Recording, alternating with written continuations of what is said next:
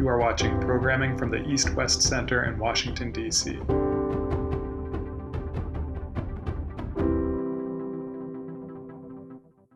Well, good morning, everyone, and thank you for joining this East-West Center in Washington virtual seminar. We're absolutely delighted, both with our presenters and with your participation after what has been a long weekend for Memorial Day in the United States.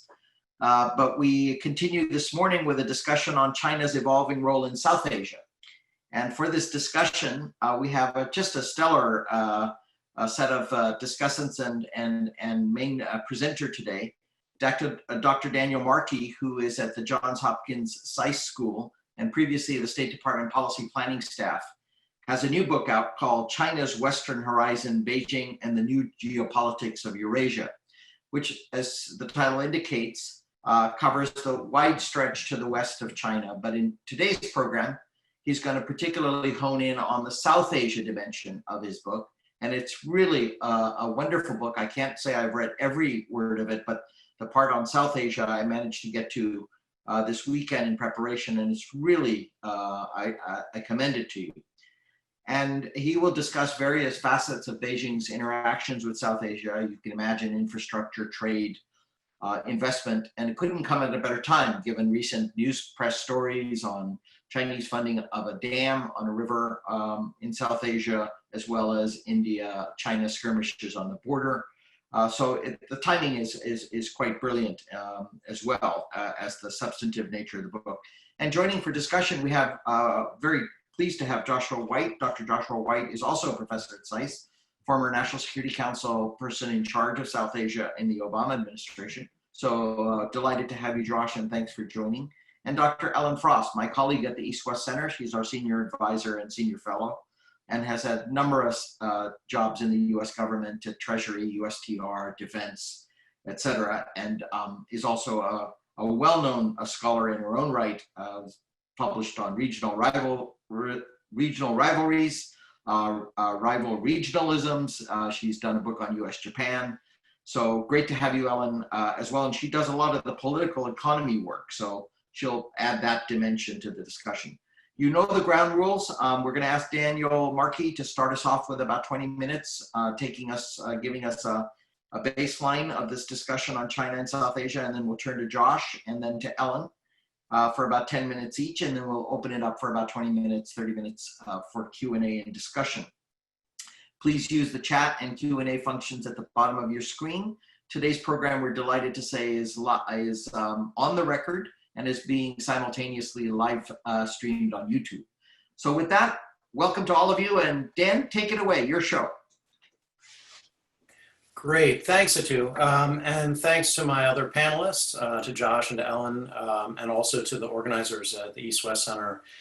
This is a real pleasure to be able to have this conversation, and as we were talking about just now, prior to opening up to the public, it's nice to be able to see some names on the list of attendees that might otherwise not be able to make it here because we're stuck in this pandemic condition. But I will say I would have really liked to see all of you in person. That would have really made things even that much better. But we do what we can, and thanks for joining us. I'm going to dive right in to sort of the book as a whole, and then kind of delve down into the South Asia bit more deeply. Just so you get a sense as to how I frame the issues in the book, I'll begin with that. And the book asks, and I think tries to answer a number of important questions, but analytically, it attempts to ask and answer three questions. So the first, and to put it very simply, is what is China up to in its Western horizon? That is, in the countries of South Asia and Central Asia and onward into the Middle East, this swath of territory that extends from China's western border across continental Eurasia. So that's question number one. What's China up to? What does it want? Questions number two relate to those countries themselves. And so the first set of questions related to those countries is, how does China's increasing involvement in their domestic political economies affect them? That is, how does China's greater investment or trade and in some cases, involvement of Chinese nationals on their soil affect the domestic political economy, and that is who stands to win from that, who stands to win less, who might actually come out behind by China's greater involvement. So it's a series of questions about what's happening within states and how they're responding to China, and how, in particular, specific interest groups may be making use of China's involvement in ways that advance their ends that they've always had for years and years, well prior to China's greater involvement.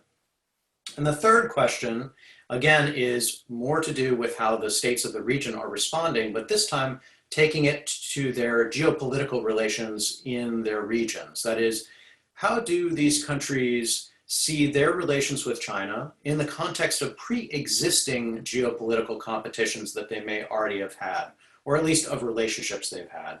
And I don't want to spend a lot of time on regions beyond South Asia, but I will say in the book I look at, say, how China's involvement in Kazakhstan is seen by Russia, or how China's involvement in Iran is seen by Saudi Arabia, and how that is affecting the broader view of Russia in Central Asia and its role there, and how that's affecting the competition between Iran and Saudi Arabia. So I'm looking at these types of dynamics. In South Asia, of course, the principal geopolitical dynamic that I engage with is India and Pakistan, which is the defining geopolitical competition of that region. And the question there ultimately boils down to, does a greater Chinese involvement in these places promote stability or instability, more likely to yield more peace and cooperation, or more likely to lead to more competition and even conflict? Okay, so let me drill down a bit more on each one of these issues in turn and focus on the South Asia bit. So what does China want in South Asia? Now here, I think for several decades now, the consensus view is that China has some important and growing trade and investment relations in South Asia. Now, from China's perspective, these are small compared to many other parts of the world, but for the region, they're important. And if we look, for instance, at China's relationship with India, 2017 figures, about $80 billion worth of trade, about $20 billion with Pakistan. So these are important numbers for the region. China has also invested considerably in both India and Pakistan. And of course, starting in April 2015, China got significantly more involved in Pakistan in terms of investment, and particularly investment in terms of infrastructure with the China-Pakistan Economic Corridor, which we can talk about more, but which has often been portrayed as a flagship of the broader Belt and Road Initiative, the global initiative by the Chinese to promote investment in principally infrastructure, but a variety of other areas as well. Now, so it's got a trade and investment interest, a commercial interest in throughout the region, in both India and Pakistan. Now, China has also got security interests in the region, and in the book, I go into these at some length. Here, I'll just say that part of this is motivated by China's own domestic security considerations, and principally its concerns and dealings with Xinjiang and the Uyghur issue inside of China. Beijing has typically connected its concerns about unrest in Xinjiang with the wider set of countries to the west of China, and has been concerned that ideas, training, and organization ideology could seep from countries like Afghanistan or Pakistan through Uyghur communities and into China itself. And China's been eager to stamp that out. So part of the logic of the China-Pakistan Economic Corridor is to promote, or was by Beijing, to promote development outside of China's borders as a means to create greater incentives for stability in Xinjiang itself, and to knit it up into that region economically, if not necessarily in terms of people-to-people ties or other types of ties. China's security considerations in South Asia extend beyond that, though. Gwadar Port is the principal touchstone for a lot of the discussion of this. This is a deep sea port that China has invested in and helped to build in Pakistan along the Arabian Sea. And the notion here is that China will see this in due course as a potential base point of its own for projecting military power and influence beyond its own borders and into the region. And the logic of this relates to other aspects of China's military preparations, which include the new base in Djibouti across on the other side in Africa. And the idea here is that even if Guadalport isn't yet a significant point of China's military involvement in the region, it might be over time. And this suggests questions about China's ability to project power broadly throughout and across continental Eurasia over time. Now, the general conclusion that I reach from all of these things is that China actually is developing, certainly has developed an economic relation, deep ties with South Asia, but that these are extending into political and possibly even over time, military connections as well. And the problem here, when we try to look at it all, is that China's aims in the region, I think, don't add up terribly neatly. It has a kind of a mixed set of motivations. As I noted, its economic ties with India, its security ties with Pakistan, these things can be cross-cutting. And China is, as I write in the book, walking, what I say, is a vanishingly fine line between India and Pakistan. This is a challenge for China, for Beijing, to balance its relations with these two countries, and it's going to prove, I think, increasingly difficult. Now, more than that, more than what China wants, or what China is trying to achieve in the region, though, is really the question of what these other countries want and what they're trying to achieve through their relations with China. And I'll focus here first on, and principally on Pakistan, because that's where China's involvement has really expanded most dramatically over the past several years, and where the effects, I think, will be more keenly felt. Now, here the problem is that even as China has brought in now something around $20 billion of additional infrastructure and other investment over the past 5 years or so, you don't necessarily see that as being an entirely positive outcome. In other words, there will be mixed outcomes even from strictly economic investments in Pakistan. And the reason for that is because all of these types of investments always come with what I describe as distributional consequences. That is, some people in Pakistan will benefit greatly from China's involvement, some less so, some not much, and some will actually find themselves to be losers in all of this. So I break it down in the book and I look at who are the winners or the likely winners. And here it's, unfortunately, at least from my perspective, it tends to be those in Pakistan who have always been the winners, the so-called establishment, the ruling politicians, those in positions of power and authority who are well placed to extract benefits, kickbacks, bribes, or simply just to make money off of investments that actually make decent commercial sense. Other winners include the army. The army also has both military interests in building up its ties with China, but also some financial interests. The military finds itself in commercial activities through the Frontier Works organization and other organizations where it's basically making money off of infrastructure projects and working in collaboration with Chinese partners. Other winners tend to be, you see breakdowns across different provinces. Punjab, for instance, is better placed to benefit from the China-Pakistan economic corridor than, say, Balochistan. And on that point, I look at the clear losers from all of this. And the Baloch, those in and around the province that actually is home to Guadalport, have found themselves often and believe themselves often to be losers from China's involvement, not least because a number of them are being displaced from their traditional homes and places of work, particularly the fishermen along the seacoast, and may not actually see the benefits of this type of development. Think of the problem of gentrification in a major American city, and you have some version of this. Not necessarily, development doesn't necessarily benefit everyone involved. Estimates by some Baloch politicians themselves suggest something on the order of 90% of the proceeds of China's investment will go back to China itself, and the remaining 9 or 10% will principally go to federal government or others outside of Balochistan, leaving locals with basically no benefit whatsoever.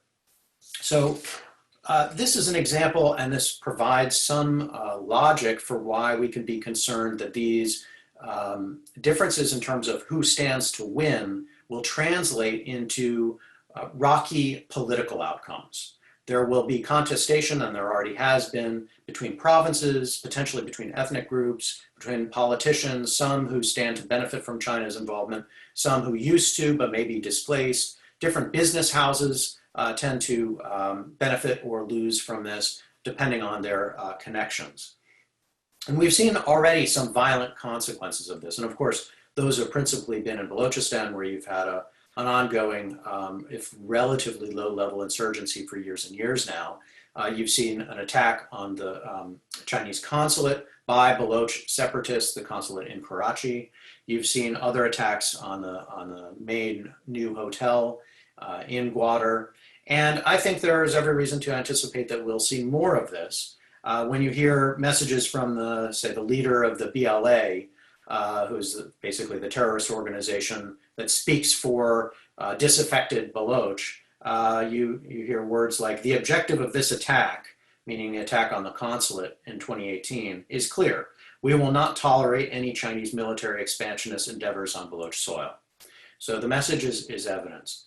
Others who stand to lose, and I'll be brief here, but I think there's a lot more to say, are Pakistan's reformers, either economic reformers or political reformers, who really aren't on the same page with the Chinese in many different ways, and liberals who are a part of that subset, who have always been frustrated with the United States for not being, I think, a vocal enough and capable enough champion of democratic and civilian rule in Pakistan. But if the United States was incapable, China will be unwilling and disinterested. And I think that they will stand to lose from a country, from a Pakistan that is more and more tightly connected to China in many different ways, including digitally in terms of its infrastructure on telecommunications and so on.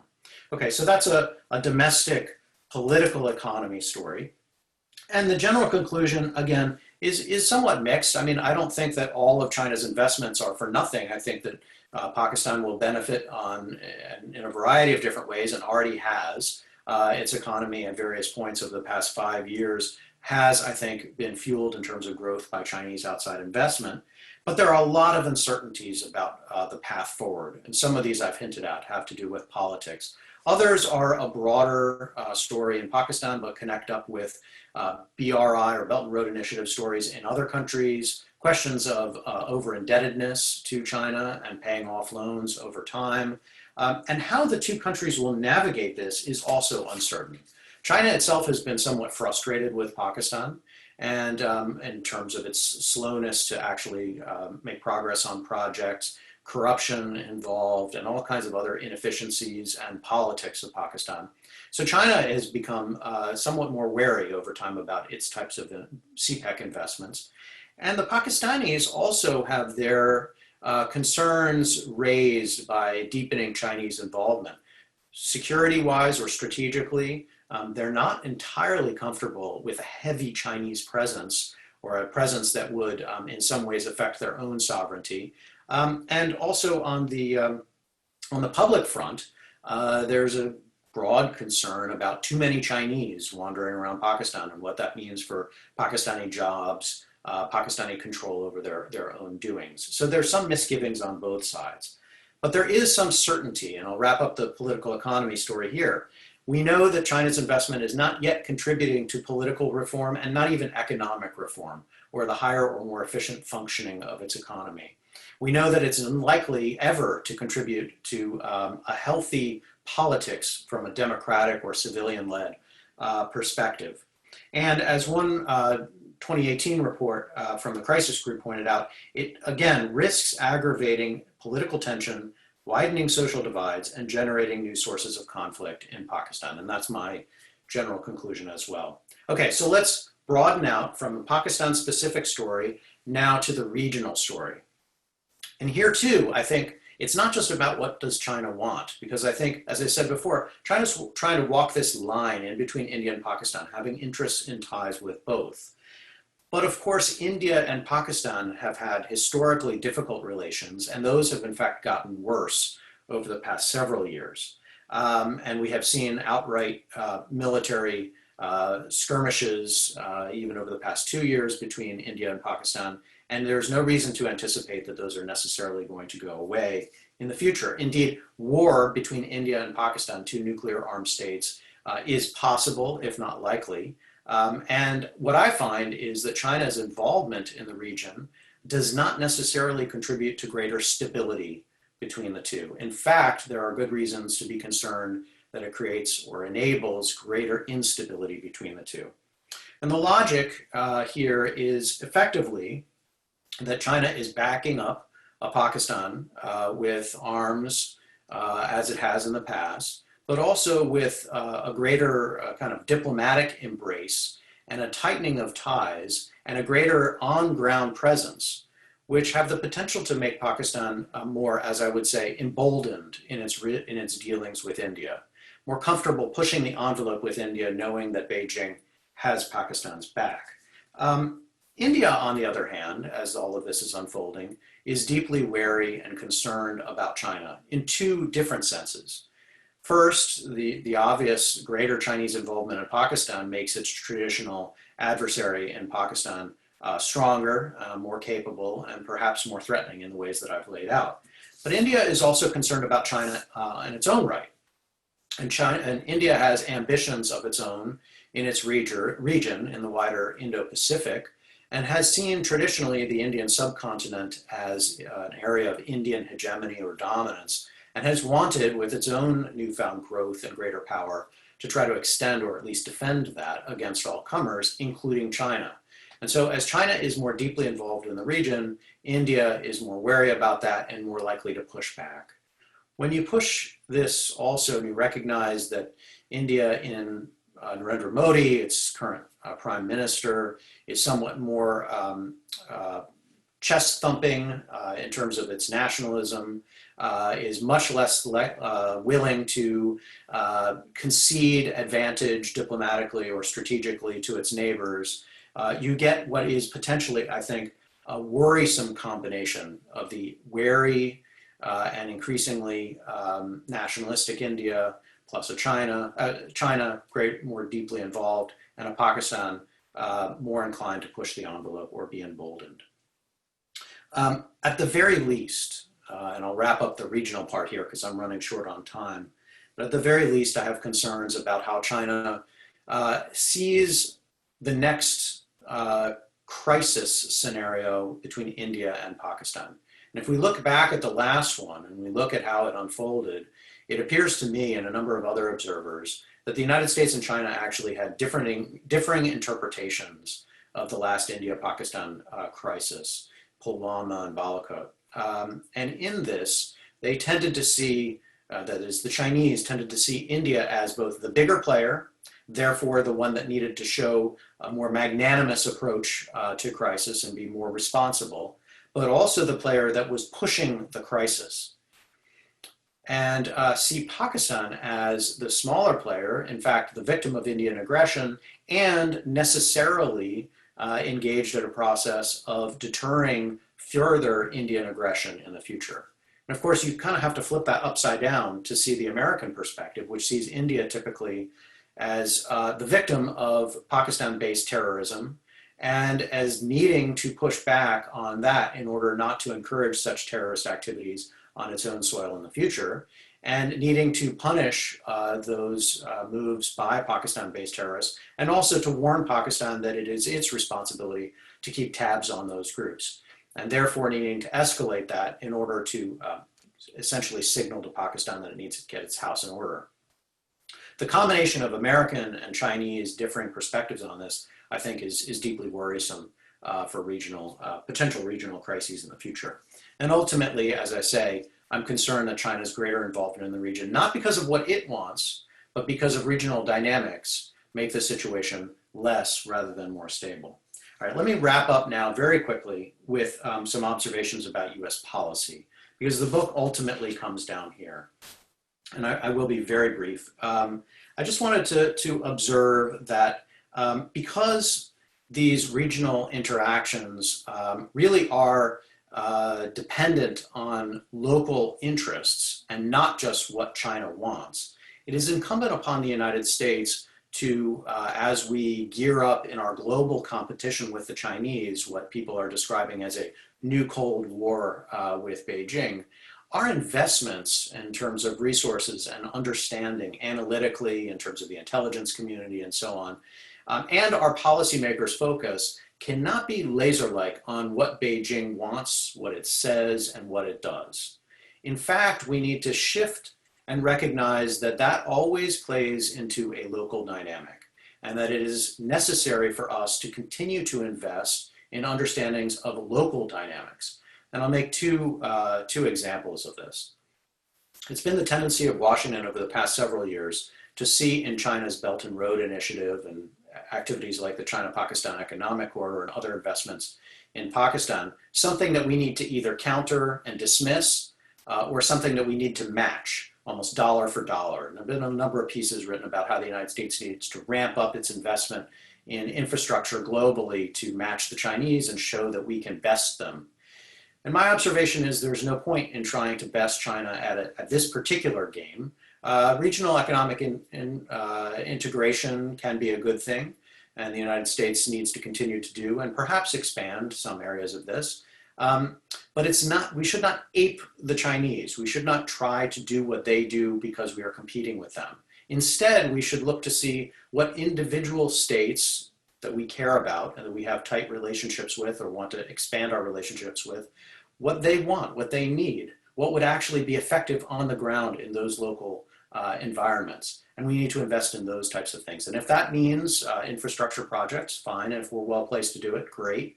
But if it doesn't, it may be other things, education or science and technology or a variety of other connections that we may be better placed to do. And we should be thinking in those local terms and consulting with local partners to try to find out what they want, not just what China is doing and try to match it. Second point here is that as we look out into this region, we ought not get distracted again by Belt and Road and get pulled into a sense that this is all about just infrastructure and win-win outcomes for everyone.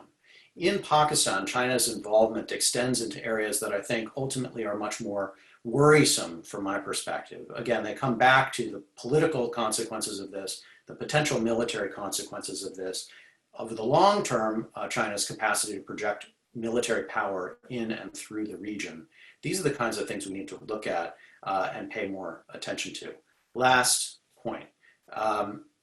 As the Chinese and we are ramping up our global competition, South Asia is a part of the world where that global competition will be important, but it is not necessarily the only and certainly not always the most important thing.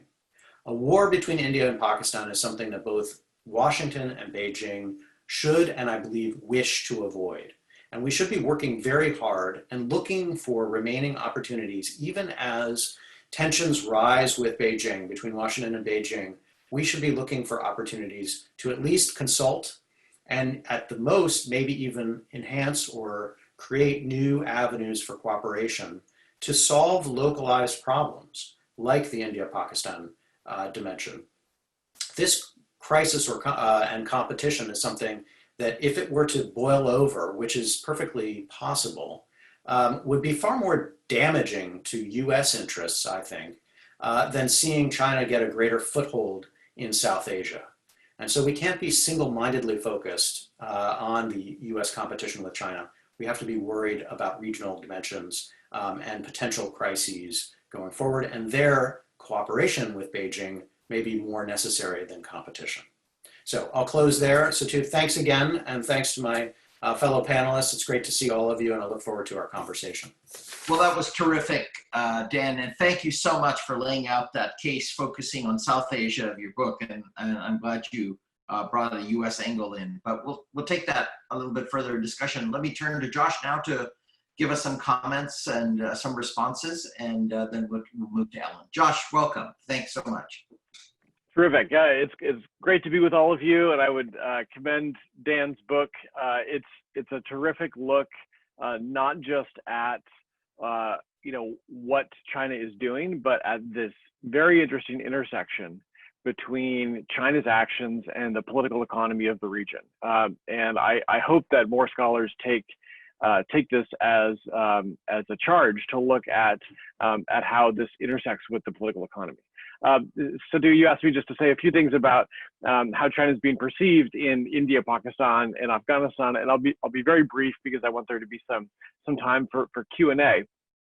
But let's just say a brief word about each of those three countries. Dan, I think really set India's challenge in the right context and in a wider context. And I think what is interesting here is that the Indian government under Modi has pursued a relatively conciliatory policy toward China, which is different than the much more assertive and risk-acceptant policy that it has pursued with respect to Pakistan. I think part of this calculation has simply been that India did not believe it could afford conflict on two fronts, and that it saw itself as a developmental state that needs to focus on its efforts at home. Even during crises like the Doklam crisis that Dan mentioned in 2017, the Indian government, in many respects, went out of its way to manage the Indian press and to make sure that relations didn't get off track. So there is a very interesting way in which, even as public sentiment has begun to, I think, be more critical of China, what China's doing in the region and around the world, the Indian government has seen it in its interest to play this relatively cautiously. Now, I think Dan alluded to what's changing in the region for India, and I would just highlight three trends here, all of which relate to policymaking, but also political discourse. The first is a rising concern in India about Chinese inbound investment. India is dependent, it seeks foreign investment and it seeks capital, but there has been growing concern about what this capital means for India's self-resilience, for its security. And we've seen even in recent weeks during this COVID-19 crisis, a move by India to exert greater scrutiny on investment coming from neighboring countries, which in this case does not mean Bhutan or Nepal, it means China. I think the real question here to look at is how targeted are these restrictions going to be? Are they going to be focused only on sensitive sectors, maybe 5G and other things which are defense adjacent, or will they be enacted more broadly? Some of the same conversation we're having here in the United States. The second trend is, as Dan mentioned, concern about Chinese military presence in the region, and this is largely a concern about the Chinese Navy's ingress into the Indian Ocean. And here, those of us who watch this closely see that there's a lot of hand-wringing in India. There's concern among the Indian public, but Indian defense expenditures have been relatively modest. And although they made some strides with maritime domain awareness and purchasing certain platforms, it really is quite slow. And so here, I think the real question is, what does India do with its capital budget? And it's not, frankly, looking very positive, given the fiscal pressures that the COVID-19 crisis has only exacerbated. The third trend line is, of course, rising concern about Chinese presence along India's northern border, and this has come to a head in the last couple of months and even in the last couple of days with Chinese ingress across the line of actual control. And here I think, even though both sides have been really remarkably restrained, surprisingly restrained in their rhetoric to give themselves room to back off, we really don't know yet how provocative the PLA moves have been across the line of actual control. And so this is really playing out. But again, the government is clearly seeking to make sure that this doesn't become something in which the Indian public is exerting enormous pressure for the government to try to hold its own line.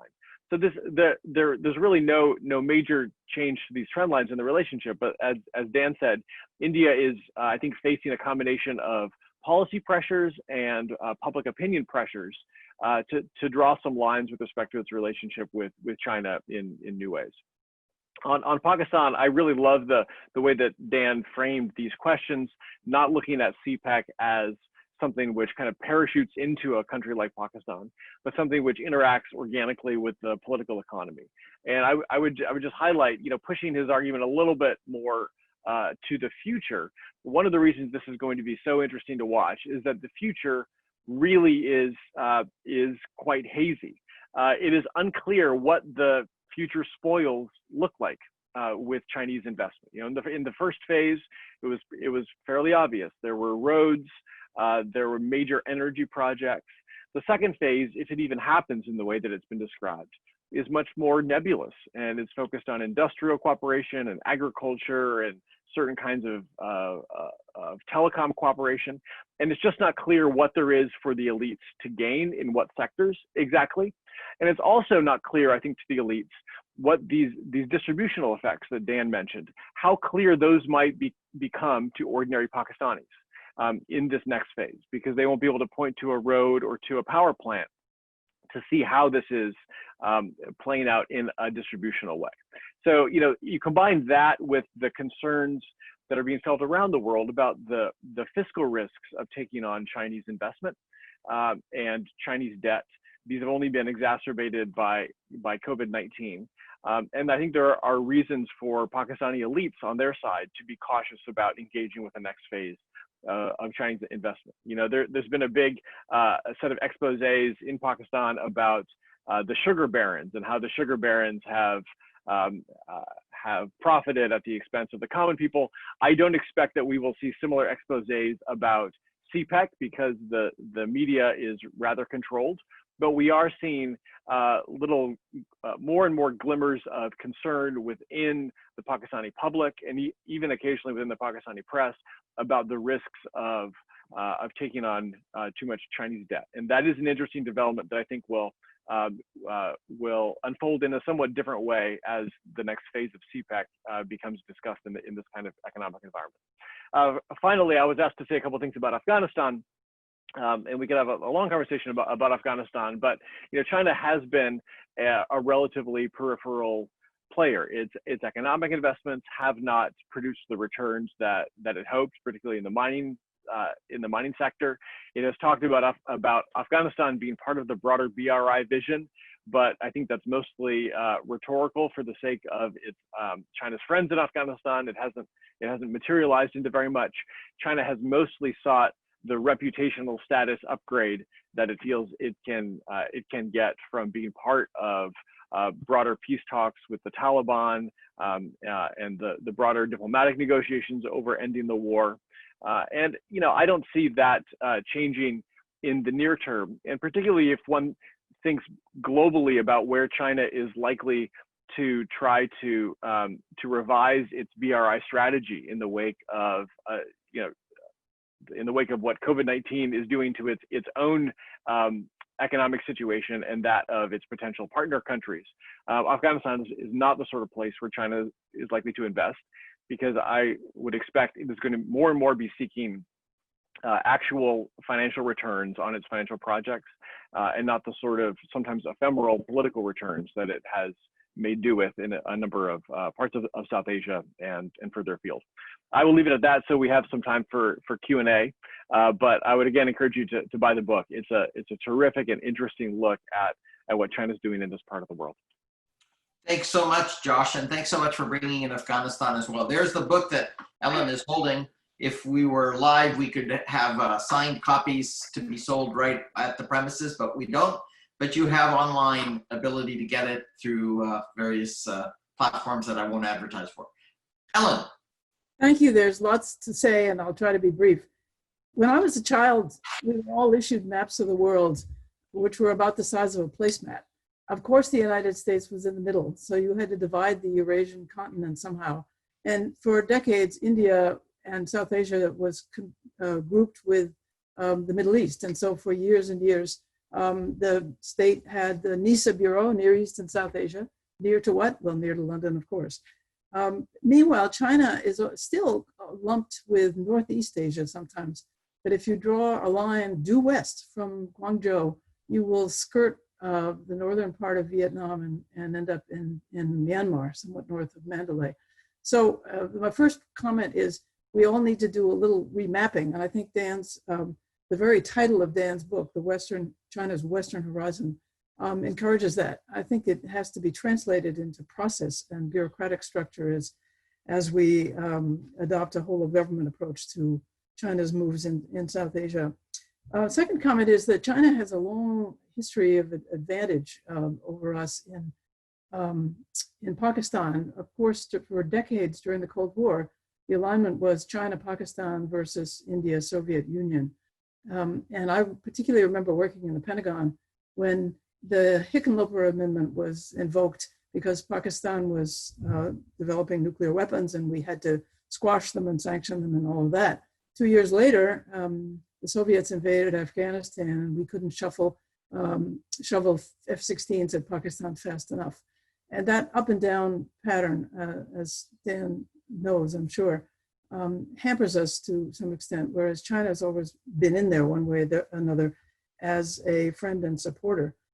So that's just something we have to take into account, work a little harder perhaps.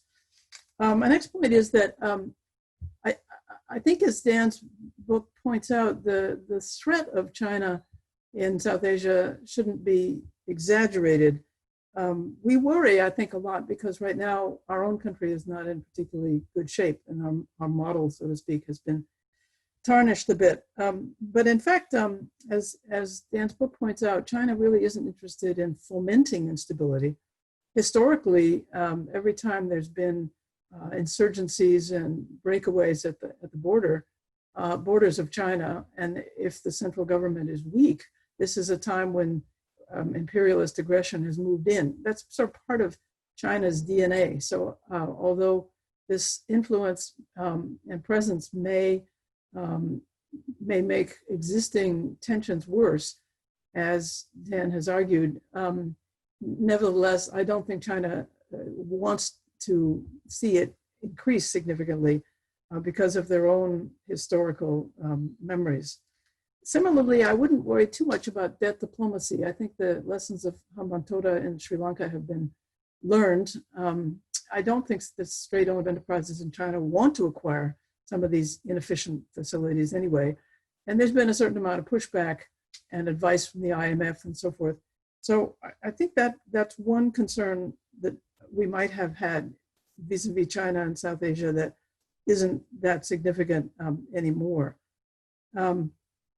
I think the local leaders will continue to use China for their own purposes, and that's one of the great strengths of Dan's book, that it really does get into the political economy, as all of our analyses should do.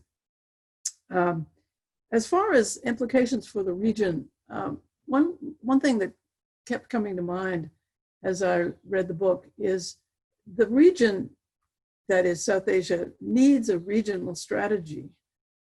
We are trying to have a regional strategy. The region needs a regional strategy. And I say that because there's a lot of regionalisms floating around there, rival regionalisms, I call it, SARC and BIMSTEC and so forth. That's not really what I mean. What I mean is something like what ASEAN has done. ASEAN says we're weak and small, and so we are going to try to achieve strength in numbers. So they insisted on negotiating as a group of 10 with the Chinese over the code of conduct, behavior of parties in the South China Sea and so forth. It's very hard for me to see the region doing that, but that common approach and a little more common strategic thinking vis-a-vis China ought to be part of it.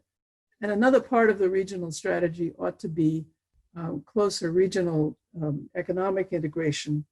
And that in turn depends in large part on the ability of India to promote reform, economic reform and openness, and to turn away from decades and decades of protectionism and inward looking. We all know how hard that is, but that is, I think, a key to self-strengthening in the region that would enable not only growth, but also a healthier response to the Chinese. And reintegration of the Bay of Bengal is also part of that maritime element of all of that. Again, there's plenty of support available, but a lot of political difficulties to overcome. And then finally, I think that the situation that the book presents does present some opportunities for the US. I completely agree that we shouldn't try to match the Chinese. We can't do that anyway. I'm actually rather dubious that the BUILD initiative and the formation of the DFC will actually attract the private sector to invest in some of these places. But we do have huge strengths. Think about the 1950s when we were wildly popular in Pakistan, when we had major exchange programs, technical assistance. We still have some of that, but we could do a whole lot more in support of their own efforts to reform and to achieve regional integration. I think we're going to have to live not only with flexibility and vagueness and a liquid and uncertain strategic environment, but we have to live a little more readily with corruption. I was very struck by one sentence in Dan's book, which talked about the Chinese attitudes in Pakistan in a particular situation. And they said that, you said basically, Dan, the Chinese didn't really care too much about corruption. What they minded was incompetence, So there's competent corruption and incompetent corruption. Of course, the Foreign Corrupt Practices Act and indeed US values compel us to pay attention to corruption, but it ain't going to go away soon. And we might as well live with it and expose it if we have to, but refrain from finger pointing. So those are really what I'd like to say. I think we ought to think positively about getting back in, not back in, but being active in the region, but in a way that's compatible with our strengths. I think the provision of information can be a big pillar. Remember the US Embassy's rooftop monitoring of air pollution, phenomenally successful, and that kind of openness, I think, is an example that we can set. And I always end all comments of this kind with please, physician, heal thyself. I do think our major challenge to make ourselves more attractive in South Asia is to restore some of our own strengths and to correct some of the things that have gone wrong, like major inequality, money in politics, and so forth. So physician, heal thyself would be my final comment. Thank you very much, Ellen, and to all of the presenter, Dan Markey, and Josh, as a discussant as well, for your terrific comments. We are going to now turn to the Q&A section where there are some questions posted, and I will work my way. Just a couple of comments from the moderator's perspective. It's really a question to Dan, because I find this interplay, as you well know, I primarily work on East Asia and Southeast Asia, and the real nexus between the demand side and the supply side of China. What's the demand side for China and what's the supply side? How do they integrate? It's kind of what you spoke about, that they're the domestic politics and political economy. And I have a very specific question and a larger question. Some people would characterize China's policy as a wedge policy. It's trying to wedge between US and its allies and partners and friends. And I've always thought it's not a wedgie strategy, it's a weenie strategy. To the extent that there's a strategy, it's wean people away rather than necessarily wedge. In South Asia, you have two countries that to wedge is saying a lot, because neither has been particularly locked into the US embrace. They've had ambivalence, ups and downs, drifting. So how would you characterize the balance between wedgie and weenie or something else that China's doing in this approach? Because I think it matters. And that leads to a second general point, particularly occasioned by Josh's intervention and terrific comments, which is, I look at this picture that you guys have described, and I look at a country, China, that essentially was an elite Pakistani military and diplomatic and state apparatus concern, is now becoming a potential domestic political liability, whether that's the charges for electricity by kilowatt hour for new plants or for Chinese workers or other such things. And in other words, China is becoming a fracturing element in Pakistani domestic politics. And in India, what was essentially a meta-strategic big concern of elites again has now become much more localized because of the outbound, inward investment, concerns about fusing with Pakistan. In other words, China's position is somewhat worse in both places, not better in both places, precisely because it's not an elite, abstract, strategic concern. So I'd like some thoughts about that, and I lay those out there. And it really occasions to the US question at the end of the day, of the policy question is, in a US-China Cold War, is it really realistic to expect that we can consult and cooperate with China and South Asia in an environment in which, at least, let's string this out, if we're going to go into the Cold War-like relationship with China, people in Washington think that India is going to be a play. As we all know, whether it is or not is a completely separate question, but they have expectations that India is going to play. Will that really be facilitating to a consultative and cooperative role with Beijing for us in South Asia? So let me lay that out there, and Paul Hare has a question as well. I'll give you all a chance to weigh in on this. How is Beijing's response to COVID, Paul Hare asks, playing in South Asia? Are the Chinese scoring points or shooting themselves in the foot? And then I'll go up the chain of questions after that, please. So let me reiterate my thanks to you, Satu, and to Josh and Ellen. Great comments, friendly comments about the book, always appreciated, but thoughtful comments about the region, also really valuable. Satu, let me take on some of the points you just raised, just to get the conversation started. You know, if I'm trying to think about China's broader role in this region and try to think about an analogy, the one that I tended to use, you asked about supply side, demand side. Look, I don't want to discount or soft sell what I think the reality of China's rising power and influence throughout the region.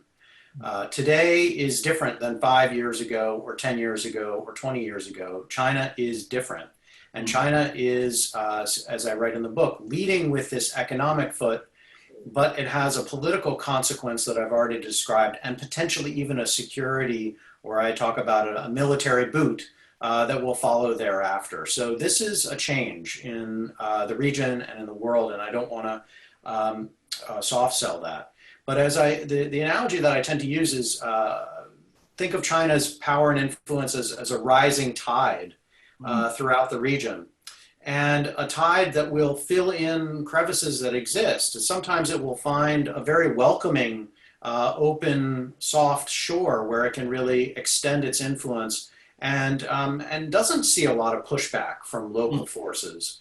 And other times, what you see is a rocky outcropping, Japan or someone else, a state that is very eager to push back and clearly defend itself from greater Chinese influence. And like water, I think this influence is seeping into the available crevices. So what does that mean? It means that China is going to be opportunistic in the extension of its influence. Where those opportunities avail, it will seize them. And in some cases, and this gets to the question that Paul asked, when something like COVID comes along, a global pandemic with huge public health consequences that South Asia is only beginning to grapple with, but I think also equally huge, if not more lasting, consequences on the economic front. If China is sort of the last man standing economically, create all kinds of potential opportunities. Opportunities, not just in South Asia, but also in the other regions that I look at, Central Asia, the Middle East, particularly hydrocarbon producing nations, where China will be one of the few places that has the resources to buy up resources, not just for sale, but also equity stake in various projects if it chooses to do so, if Beijing finds that this makes sense for it strategically and potentially commercially, or in some cases one or the other.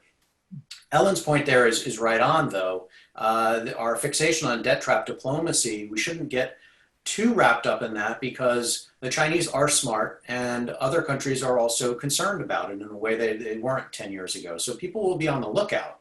Mm-hmm. But my concern in the case of COVID is they may be on the lookout, but they're also going to be more desperate and more vulnerable than they've been in the past, and less capable of withstanding the temptation to take that easy buck or the quick buck that will not only keep them in business, but in some cases keep them in power, and keep their countries afloat.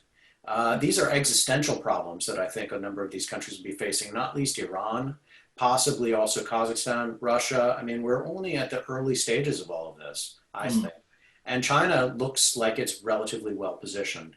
Let me just say, yes, I agree with Satu, your point about domestic political liabilities of being too closely associated with China. And all the points you made are true. Another one you didn't mention, but I think is worth mentioning, is the question of China's treatment of Uyghurs and the Xinjiang issue, and how this plays in Muslim majority countries across this region, including Pakistan, and how although their elites, who are maybe in bed politically and or commercially with China, have lots of incentives not to say anything about Uyghurs, the broader publics may be increasingly unhappy with that. And their dissatisfaction doesn't just get directed to Beijing, it gets directed to their local leaders who are not showing the courage of their convictions and saying anything about it. And so that too is an area where you get potential cleavages. Last point, can we work with China even in a Cold War with China? Sorry, can we work with them even when we're in a Cold War? Right. It's a heck of a lot harder, no doubt. But there will be, I think, certain issues that rise to the level, similarly as we sometimes found narrow issues to cooperate with Moscow during the Cold War. Sure. Right? In crises, in other areas where we have a similar interest in stability over instability, yes, I think we can see our way through, even with Beijing. And probably if we can tone down some of the rhetoric, there'll be a little bit more of those type of opportunities available to us in the years to come. So I'll leave it there. Thanks again. Thank you so much, Dan. Josh, Ellen, any comments? We have several questions, and I've asked my boss, Sarah Wong, our coordinator for these events, whether I can run a little bit longer, because in the last 3 minutes, we got 5 or 6 more questions. So Josh and Ellen, do you want to have any comments? Let's go to the questions. Okay, the first question here I see is, and I'm trying to read them as I go, analyzing official data on terrorist attacks in Pakistan and along Pakistan borders. The trend is drastically decreased from the CPEC announcement in 2013. And the questions therefore are, if this data is right, do you consider CPEC as an effective long-term stabilizing strategy? Which kinds of incentives is China giving to boost Pakistani cooperation in the counterterrorism field? Great point. I mean, yeah, I want to hear Josh's view as well, but I would say it's not entirely coincidental that you see violence going down, but it's partially coincidental. That is the Pakistani response to domestic terrorism, which was in part prompted by some just absolutely horrific attacks inside of Pakistan, and it gearing up nationally to take on these challenges. Wasn't just because they were closer with Beijing. But Beijing has been supportive of that, and I think has provided both military material and backing the government, has been an important moral boost or morale boost to the state, which was well timed. So I think it's helpful, but I wouldn't put the causal connection to its relationship with China so much as its own domestic political calculations about the need to actually go up against these groups and take them down, which is something the Army decided to do. Josh, do you have any thoughts, insights onto this question about the terrorist attacks and? Yeah, I mean, I would just underscore that the things that China has most likely asked Pakistan to do are things that Pakistan probably wanted to do anyway. So in that sense, pushing on an open door, deal with the militant groups that are targeting the Pakistani state, which create an adverse domestic environment for investment. Go after those groups that Pakistan was itself worried about, and then on the side continue to track down the very small number of Uyghur militants and ostensibly Uyghur militants who transit Pakistan. So I don't think in that sense it was a difficult ask, and I wouldn't be surprised if some measure of CT or intelligence cooperation was from China was helpful in that regard, but I don't see it as being very significant. I think the broader point that sort of underlies this question is whether China's investment in Pakistan makes Pakistan a more stable place, and that I think is a bigger theme that Dan addresses in the book. But I do think that a number of I think there's some evidence that China has approached its investment in Pakistan with a kind of a developmental mindset, that roads and energy and these kind of developmental projects will change the propensity for Pakistanis to be involved in extremist activity. I think Americans have been disabused of that kind of developmental thinking a long time ago. And in many ways, we look at China's project in Pakistan and say, well, there may be some economic returns, there may be some political returns, but also political complications. But with a great deal of skepticism that these kind of investments are actually going to make a material difference in the problem of radicalization, in part because the research over the last 15 years has really shown that the deprivation thesis largely doesn't hold in Pakistan. And I don't know if the Chinese came in thinking that, but certainly at this point, they have to be wondering whether that's going to be a realistic outcome from their investment. Thank you. Thank you very much. Let me turn now to questions from our colleague. I think he's joining us from Pakistan, Mr. Riaz Kokar, who was a visiting fellow at the East-West Center in Washington. He has a question to Dan. Number one, how certain are you that China will be able, or Pakistan would allow, have its military or naval presence on Pakistan soil using Gwadar and other ports for strategic purposes in the ways the US had in the past? And he also comments and then asks a question, what I got from your talk is that China's increasing involvement in Pakistan may contribute to security instability between India and Pakistan. With the US's global disengagement, and India's simultaneously assertive defense posture vis-a-vis Pakistan, how do you forecast this strategic stability? So there's a kind of domestic question about whether Pakistan will allow China to have this access.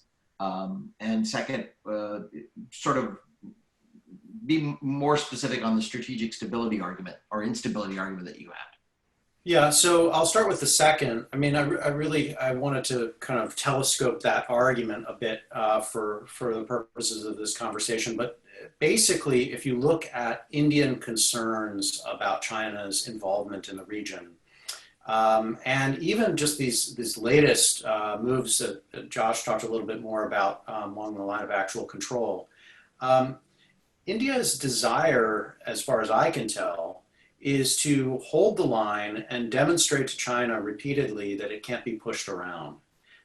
This seems important to India. Now, I agree with Josh's point as well that Prime Minister Modi has wanted also to put up a more conciliatory line toward China than toward Pakistan. But conciliatory doesn't mean backing down on territorial issues.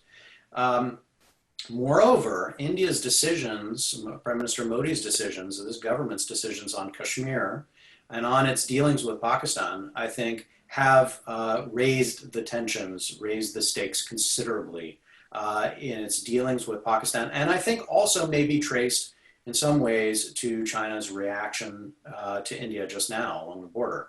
We don't know exactly what's going on there, so I want to be careful over interpreting that.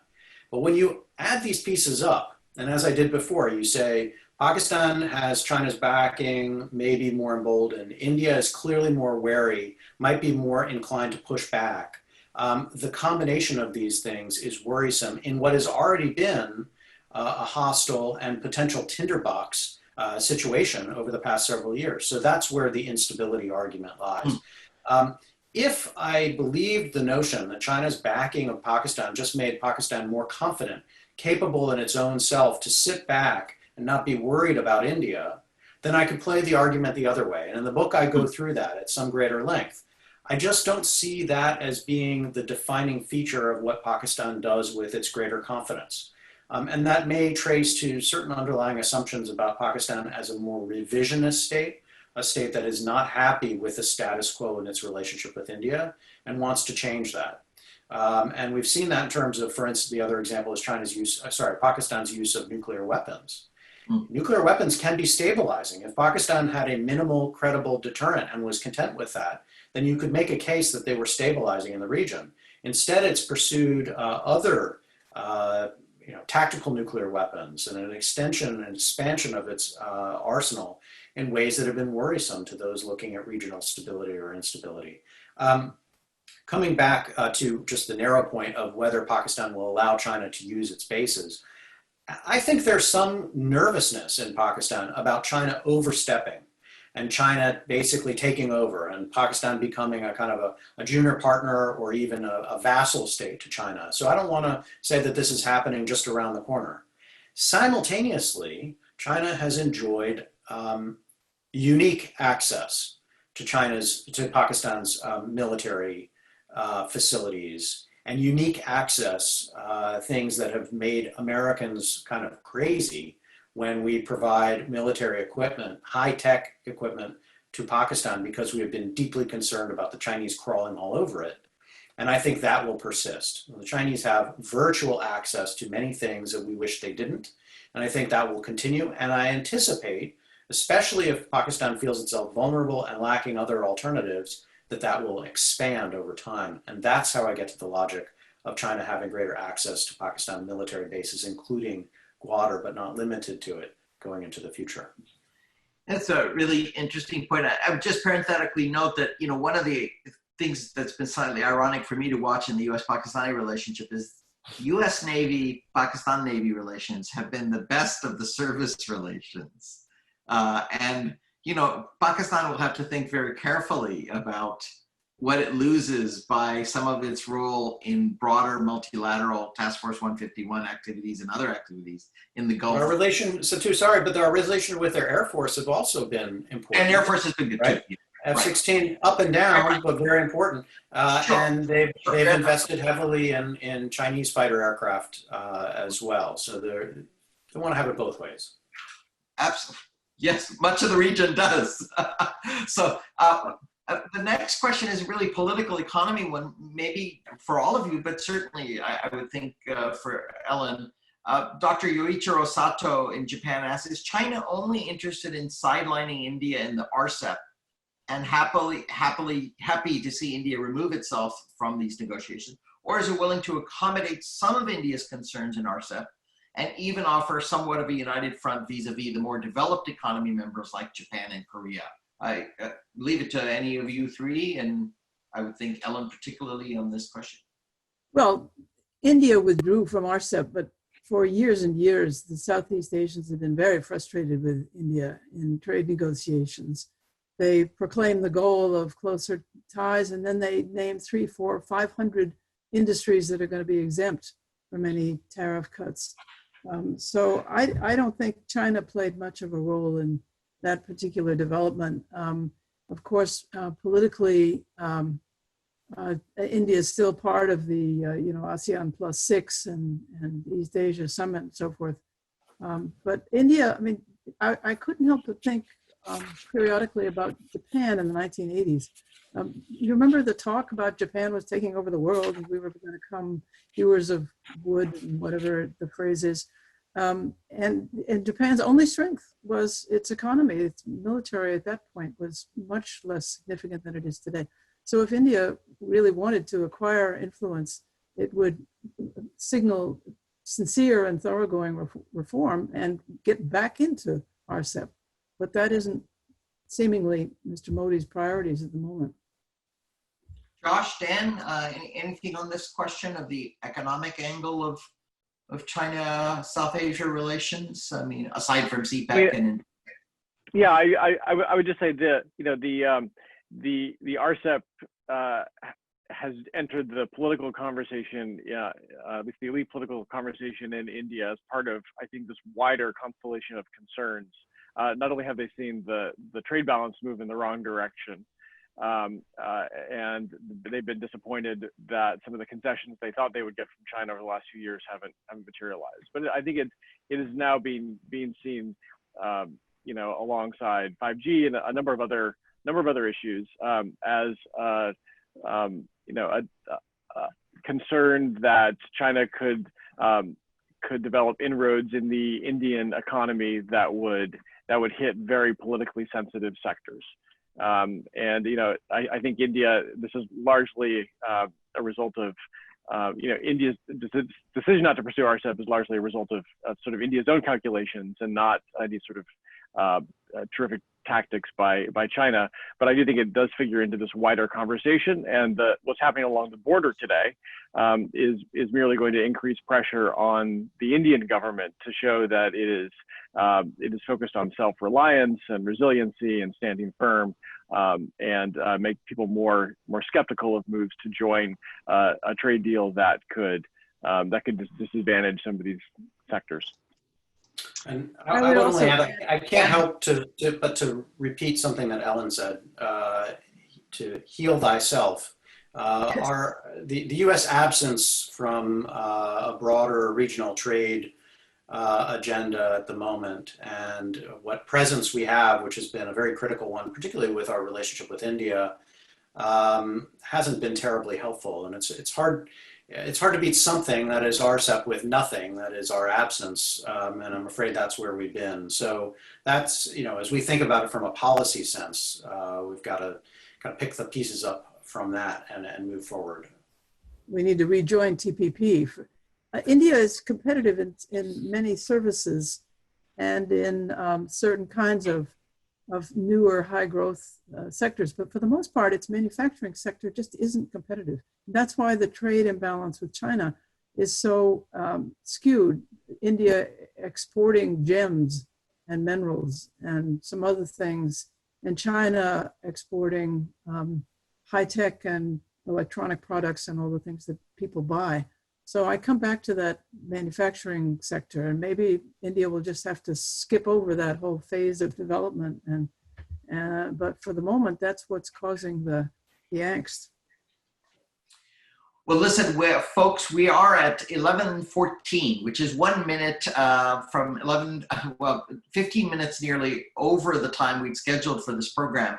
And we do unfortunately have to call it to a close. We do have some questions open, but we cannot unfortunately get to all of them, even though we ran 15 minutes over. But I think you'll agree with me, part of the reason we ran over is because of this terrific input from Dan, Josh, and Ellen, and I really am grateful to them. I want to highlight to you again Dan's book on China on the Western Horizon. Get it today. Hold it just a little bit further back, Ellen. It's too close to the screen, so then they can see the cover. Yep. And I really commend this book to you. And of course, the writings of Ellen, Josh, and Dan in general are really not to be missed. They all have terrific insights, knowledge, both from the scholarly and the government perspective to offer. And stay tuned for their next books and articles that we will want to discuss in future virtual programs. But I do want to take the moment to advertise 2 upcoming East West Center programs as part of our continuing seminar series in this time of virtual work. One is on June 3rd, sticking kind of to South Asia, but kind of straddling South and Southeast Asia. We're going to have a conversation on the Bay of Bengal with colleagues based in Bangladesh and in India, and with the organization called Asian Confluence, which is actually located in Shillong in Northeast India. So kind of take a look at the Bay of Bengal region as where it sits in the Indo-Pacific. And that's on June 3rd morning at 10 a.m. Eastern Standard Time. We hope you'll join us for that.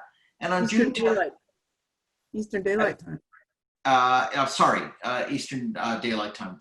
Forgive me. Yeah. And June 10th, we have a program with the head of the ADB who has completed a report on the Pacific Islands. And this report looks not only on the COVID impacts, but on the impacts preceding COVID on the economic front and the challenges facing the Pacific Islands on development, economic reform, economic engagement, integration. And as many of you know, the East-West Center is heavily involved in the Pacific Islands. At the East-West Center in Washington, we did a 2018 series on Oceania security issues. A new series of analyses will be forthcoming on the Pacific later this year. And we're continuing to do a lot of work on Pacific Islands, both in education exchange as well as analytical efforts. That's on June 10th at 5 p.m. in order to accommodate both our colleagues in Honolulu, but also in the region as well. So those are two advertisements for programs. If you're not on our mailing list, we urge you to join. But with that, please let me return to thank Dan Markey, our presenter today on China's Western Horizon, and the discussants, Dr. Joshua White and Dr. Ellen Frost. Thank you all for joining us, and we look forward to seeing you again. Please stay healthy. Goodbye. Thank you. Thank you, Sarah. Thanks, Great to Josh. see you all. Likewise. Bye-bye, everyone. Bye-bye.